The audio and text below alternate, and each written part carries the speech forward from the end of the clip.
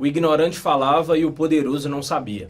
É com essa poderosa frase que eu começo mais uma edição do Sala de Visitas, dessa vez apresentado por mim, Guilherme Guerra, jornalista daqui da De Fato. E hoje nós temos a honra, a satisfação imensa em receber mais um filho ilustre de Itabira, o itabirano Breno Alvarenga, idealizador audiovisual, realizador audiovisual, documentarista e, por que não, também cineasta. Hoje o nosso bate-papo vai voltar sobre a carreira desse itabirano e também sobre um grande prêmio que ele recebeu, não só para a sua carreira, mas também um marco histórico para Itabira. Breno produziu o documentário Camaco, que recebeu 2 Quiquitos de Ouro no Festival de Cinema de Gramado, um dos maiores do país. Breno, seja muito bem-vindo, obrigado por aceitar o nosso convite. Para começar, aquela pergunta padrão, Sove basta lafar Camaco? Então, o Camaco eu estou aprendendo ainda, né? Eu brinco que é o Camaco básico. Eu não falava nada antes do documentário, assim, fui aprendendo com o processo, enfim. Então, hoje eu acho que eu entendo bem, mas falar ainda eu dou uma travada, né? Então, escutar e ler tá indo. Não, é assim que a gente vai aprendendo. Eu, particularmente, aprendi dessa forma, né? Ouvindo para depois falar. Breno, a gente estava conversando em off aqui. Você, apesar de muito jovem, já tem uma carreira aí de mais de uma década nesse ramo audiovisual. Conta para mim como que surgiu o seu interesse pela área e também, já pegando carona no nosso bate-papo sobre o Camaco, como que surgiu o seu interesse em fazer um documentário sobre esse tema. Tá. Eu acho que minha paixão pelo cinema, assim, é desde a infância, assim, infância e adolescência. Eu sempre fui aquela pessoa que assistia filme demais, que gostava de ver making of, bastidor. E aí, em algum momento, eu tive esse clique, assim, quem sabe eu também possa fazer isso, né? Mas, na prática, assim, de fazer filmes, eu acho que começou com o meu TCC, que foi um documentário sobre intercâmbio. A gente fez ele em 2012. E aí, desde então, não parei mais, assim. Então, já fizemos, fizemos, né, que eu faço geralmente com a Luísa Garcia, que é minha sócia. A gente está no nosso 6º curta-metragem. E aí, terminei agora também um roteiro de longa-metragem, espero que a partir do ano que vem consiga produzi-lo. E aí, especificamente sobre o Camaco, ele surgiu um pouco pelo meu pai, assim. Meu pai, ele é fluente na linguagem de Camaco. Fala desde criança, né? Ele conta que minha avó também falava, enfim. E ele foi notando que foi perdendo a força um pouco, né? Nas gerações mais novas, enfim. E ele teve esse medo de que talvez morresse, ou que fosse uma memória esquecida. Então, quando ele viu que eu estava no caminho do cinema, ele começou a insistir, assim, eu acho que tem que ser resgatado, eu acho que vai dar uma história boa, dar um filme bom. E aí, em 2021, eu achei um edital, né? Do governo de Minas, que é sobre culturas populares, então tinha muito a ver com isso, então foi ali que eu consegui essa verba para fazer o filme e aí foi feito. Breno, a gente está falando aqui sobre Camaco, mas muita gente também não conhece, né? Então, para essas pessoas, explica para a gente o que é o Camaco, como que ele surgiu e foi difundindo dentro da sociedade itabirana, afinal de contas, é um sócio-dialeto, um dialeto ou uma língua, isso você vai explicar aqui para a gente, que surgiu no início do século passado e até hoje, mesmo que com poucos, ainda existem muitas pessoas fluentes e falantes desse dialeto. Durante a nossa etapa de pesquisa de documentário, a gente percebeu que quase não tem muito documento, muito arquivo que vai dizer pra gente, olha, o Camaco surgiu assim, neste contexto, então é uma memória muito oral, né? Assim como a própria linguagem, ela vai sendo passada pela linguagem, né? A história também, ela é passada de forma oral. Então conta-se, né, e a gente não consegue aí comprovar, mas conta-se que surgiu ali mais ou menos em 1910, 1920, com o começo da mineração em Itabira, né, que teria vindo com os ingleses, através da Itabira Iron Ore. E aí, então, o Camaco surgiria nessa tentativa dos trabalhadores falarem entre eles sem serem compreendidos, né? Mas ela perdura até hoje, né, quase um século depois, então, obviamente, ela também vai criando uma própria narrativa, né? Então, ela vai para outros nichos, outros grupos, então vira brincadeira de criança, também vira uma forma dos pais falarem entre eles sem os filhos entenderem. Um personagem falou com a gente que na prisão também é falado, então ela vai sendo difundida em diferentes nichos, né? No próprio documentário, meu pai fala que os bairros têm diferentes formas de falar, né? Ele fala que no Campestre fala de um jeito, no Pará fala de outro. Então, a gente percebe que a linguagem é muito viva também nesse contexto de criando, né, novos lugares e novas pessoas, enfim. E acho que por isso também que ela resiste ao tempo, assim. Uhum. E por se tratar de um sociodialeto em que, assim, existe uma regra básica, né? A inversão das consoantes, vou pedir para que você explique sobre isso, mas que não existe uma regra gramatical, uma imposição de como esse dialeto deve ser falado, né? Mas o que existe de mais forte nele, que eu presumo, é a sua força de resistência, né? Eu gostaria que você falasse também sobre essa figura de resistência, esse enfrentamento talvez anticolonial à presença dos ingleses pelos trabalhadores. Uhum. Sobre a regra, é isso, né? A regra básica é trocar a segunda sílaba pela primeira, mas sempre acompanhando o fonema, né? Então, por exemplo, a palavra casa, perdão, vira zaca, né? Porque o S tem um som de Z, então ele acompanha como se fosse Z, fica zaca. Algumas palavras não dá para você fazer essa inversão, por exemplo, não. Então, não fica onis, que aí já é uma regra muito específica, né? Tem um dos entrevistados que ele fala, inclusive, que na dificuldade, quando você não consegue, né, trazer essa troca de sílabas, geralmente a letra I ela é muito usada, assim, para poder criar essa outra regra, assim. Mas não tem, né, igual eu falei, cada bairro fala de um jeito, cada nicho vai falar de um jeito, então não tem assim um jeito certo ou errado de falar, né? Teve até um entrevistado também que ele brincou que no Facebook, né, muita gente conversa assim nos grupos e que tem alguns que ficam tentando corrigir, você falou errado, traduziu errado, não é assim. E que não existe isso, né? Eu acho que é isso, né? Mais uma vez a linguagem é viva e ela vai também se adaptando e cada um usa como bem entende, né? Mas a regra específica é essa. Qual era a segunda pergunta, perdão?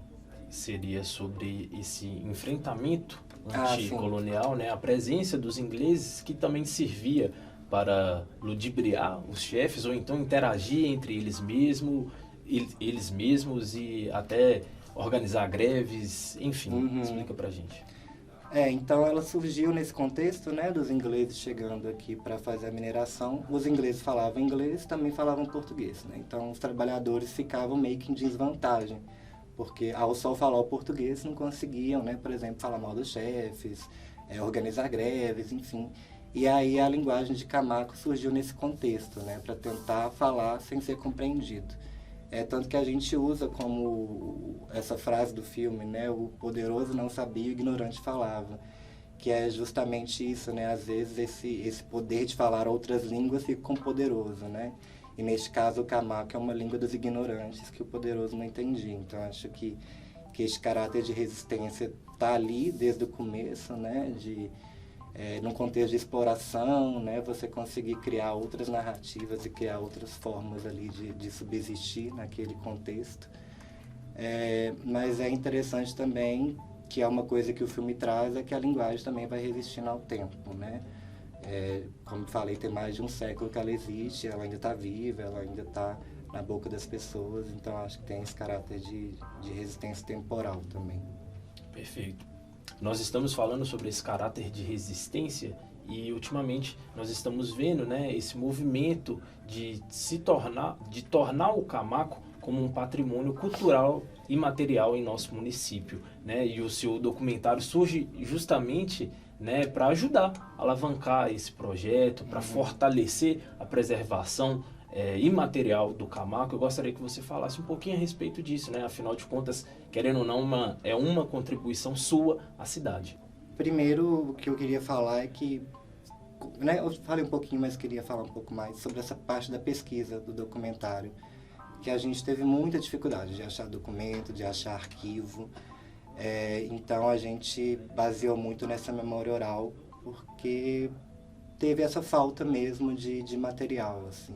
E eu acho que essa falta de material reflete um desinteresse que se teve pela linguagem por muito tempo, né? Eu acho que ela foi considerada uma cultura menor, talvez por isso, né? Por ter vindo com trabalhadores, com pessoas de classes mais baixas. Então não foi considerada uma coisa importante, uma memória a ser resguardada, né? Então a gente quase não achou nenhum documento disso. E eu acho que recentemente que está tendo esse movimento de valorizar essa cultura, de entender que essa cultura é importante, que ela é nossa também, e que ela diz Itabirano, né, que diz a nossa história. Então eu acho que é uma leva dos últimos anos que tem acontecido de valorização e que é muito bom ver que tem várias frentes juntos nisso, né? Assim, eu acho que quando fui fazer o documentário eu percebi que tinha muita gente envolvida e já há algum tempo querendo resguardar isso também, muito interessado em fazer parte. Então, eu senti quase que uma corrente, assim, sabe, para o documentário funcionar. Todo mundo muito interessado em fazer aquilo dar certo, um chamando o outro, incentivando o outro a participar. Então, acho que são várias frentes aí que estão juntas para que essa memória seja resguardada. E espero que o documentário fortaleça isso, assim, eu acho que de alguma forma ele já está levando a linguagem de Camaco para fora de Itabira, né? Eu acho que várias regiões do Brasil já agora conhecem a linguagem do Camaco, que não conhecia antes. Então eu espero que seja um documento que a gente criou que também fortaleça, também ajude para que essa memória seja lembrada e seja valorizada como merece. E após esse longo processo de pesquisa, que eu inclusive gostaria que você falasse, né, quanto tempo demandou, quais foram as etapas, o documentário finalmente saiu, já passou por alguns festivais, além do de Gramado, onde ele também foi premiado. Como que está sendo essa questão da exibição, né, de levar esse filho para o mundo, dele estar sendo reconhecido pelas pessoas, não só como prêmio, né, mas pela sua importância sociocultural e artística? Uhum. Sobre a questão da pesquisa, foi bem demorado, mas também um processo bem interessante, assim. Eu até tenho mais facilidade com a ficção, eu acho que é onde eu me encontro mais, assim. Sou roteirista, antes de diretor, sou mais roteirista, assim. Mas sempre que eu trabalho com direção, eu vou mais para ficção. E o documentário não é a minha expertise, vamos colocar assim. Então eu tive um processo de muito aprendizado, não só sobre a linguagem, mas também sobre o fazer documentário, assim, porque o documentário você depende muito das pessoas, você depende muito do acaso, você está lidando ali com a vida real o tempo todo, né? Então o filme ele está sempre se formando no ao vivo, assim. E durante a pesquisa eu acho que eu fui com uma expectativa que se frustrou, que era de achar muita coisa. E que eu não achei. Então eu fiquei um tempo meio em crise, assim, de para onde esse filme vai, o que vai ser feito disso. E aí até por isso a decisão de ser um filme quase que na metade dele muito baseado em entrevistas, né? Que é para também valorizar essa questão das pessoas falarem sobre essa história, né? E respeitar a própria oralidade da língua. Mas na pesquisa a gente encontrou muita coisa interessante que foi, primeiro, pessoas, né? Eu acho que as pessoas são a maior riqueza do documentário. Então, encontrar tanta gente interessada em falar sobre isso foi ótimo. Perceber essa corrente também, né? De um que indica o outro, isso foi muito legal. E é até difícil da gente chegar nos entrevistados finais, porque era muita gente que a gente poderia falar. Então a gente acabou também escolhendo quem lidava melhor com a câmera, quem ficava mais à vontade para falar, enfim. E aí depois a gente passou por uma etapa que é procurar imagens de arquivo, o filme também usa muito imagens de arquivo, para poder dar a ver um pouco esse contexto da mineração do século passado. Então a gente pega imagens da década de 40, né, que foram filmadas aqui em Itabira, e aí eu faço um diálogo em Camaco fictício em cima dessas imagens de arquivo, para um pouco entender que tipo de conversa se daria ali, como é que Camaco poderia ser usado nesse contexto. Então, desde que a gente filmou até o filme ficar pronto, foi mais ou menos 1 ano e meio, assim, é bastante tempo. E aí a recepção dele dos festivais, eu acho que foi uma surpresa, assim, não que eu não ache que o filme seja bom ou que essa história não mereça ser levada adiante, mas é porque às vezes é difícil a gente ver nas telas histórias do interior, assim, né? A gente vê muita coisa do Rio, de São Paulo. Quando vem de Minas é muito também focado em BH, então a gente vê o interior nas telas, nessas principais telas do Brasil é raro, né? Então eu recebi com muita surpresa, assim. Primeiro começou no Ceará, no Cine Ceará, que também é um dos principais festivais do Brasil. E eu acho que passar lá acabou abrindo portas para outros festivais, né? Então depois veio a Mostra de Cinema de Tiradentes, depois o Curta Taquari, que é lá no interior de Pernambuco, foi para Campos do Jordão também. Finalmente Gramado, né? Onde veio os dois Quiquitos. E agora também vai participar da Mostra Sesc de Cinema, mais para o final do ano. E também do Cinema, que é um cinema ambiental, Festival de Cinema Ambiental do Espírito Santo. Perfeito. Mas eu acho que é do interesse de todo itabirano querer saber quando ele finalmente chega até aqui ou quando ele vai estar disponível, por exemplo, nas plataformas ou até mesmo de forma livre no YouTube. Enfim, quando é que a gente finalmente vai poder assistir Camaco? O filme passou aqui em Itabira umas 2 vezes, né? A primeira vez que ele ficou pronto, acho que uma semana depois a gente organizou uma exibição aqui, foi até lá na Fazenda do Pontal, que é onde as entrevistas se deram. Então foi, acho que ano passado, começo do ano passado a gente fez 2 exibições na Fazenda do Pontal. E também ano passado a gente fez uma no FLI, que foi o Festival Literário de Itabira, né? E agora a gente está nesse período de festivais que geralmente dura 1 ano, né? Desde que o filme passa no primeiro festival, ele fica 1 ano meio que circulando em festivais, e a maioria dos festivais pede para o filme ser mais inédito, né? Para ele ficar mais resguardado. Então, esse período de 1 ano a gente vai tentar ainda alguns festivais, então eu imagino que ano que vem, começo do ano que vem, ele já esteja disponível online em alguma plataforma, e aí a gente vai divulgar, com certeza. Além do Camaco, você até mencionou que já tinha outros trabalhos produzidos, mas além disso você está produzindo outros trabalhos, né? Finalizou um curta recentemente, está finalizando o seu primeiro longa. Como que tem sido a sua carreira, essa jornada de produção, os trabalhos futuros? Eu acho que a coisa demorou a engrenar um pouco, assim. Eu acho que o cinema não é uma área muito fácil, né? Eu acho que é muita gente querendo trabalhar com isso, e ainda, infelizmente, os espaços são poucos, né? Os espaços que eu digo, os editais, até os próprios festivais, assim, acho que não consegue abarcar esse tanto de talento, esse tanto de gente que quer trabalhar com cinema, assim. Então não é um caminho fácil, assim. Eu acho que exige muita perseverança, assim, até a coisa dar certo. Mas nos últimos anos que eu consegui ter patrocínio para os filmes, assim. Eu acho que meus primeiros filmes todos foram feitos com verba própria, e a verba própria era quase uma não verba, assim, né?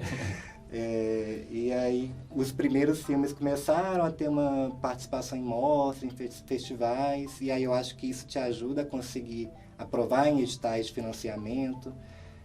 Então vamos colocar que tem 4 anos só, né? Eu trabalho há 10 anos com cinema, mas há 4 anos só que eu consegui ter verbas para fazer os filmes, né?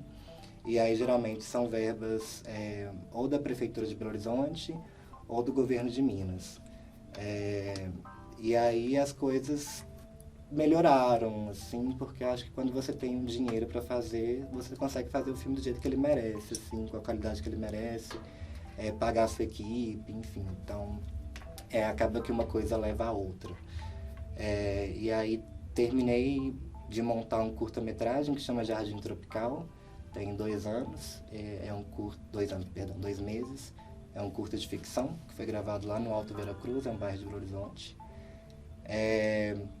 Estou no processo de pós-produção de um outro, que chama Lugares por Onde Ando, que é uma espécie de mapa sonoro, com também fotográfico, assim, de alguns bairros de Belo Horizonte.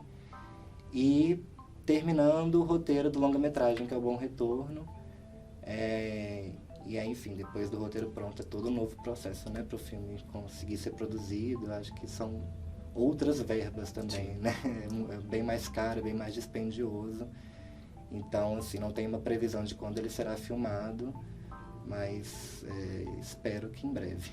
E do que se trata essa história? O Bom Retorno? Isso. O Bom Retorno conta a história desse personagem que se chama Antônio. O Antônio morou nos Estados Unidos por 5 anos. E aí ele retorna para Belo Horizonte depois desse tempo fora, por algum motivo que a gente não muito bem entende porquê, né? Alguma coisa aconteceu lá que fez ele retornar. E aí o filme se passa numa espécie de sequência, né? Como se fosse uma tarde inteira e uma noite inteira dele em Belo Horizonte, tentando se readaptar à cidade, tentando ir nos lugares que ele ia antes, conhecer as pessoas que ele convivia antes, mas percebendo que a cidade mudou, as pessoas mudaram e que o tempo passou, né? Ele queria que não tivesse, mas o tempo foi e ele ficou, assim, um pouco para trás. Então é um pouco essa reconquista de um tempo perdido, assim. Perfeito.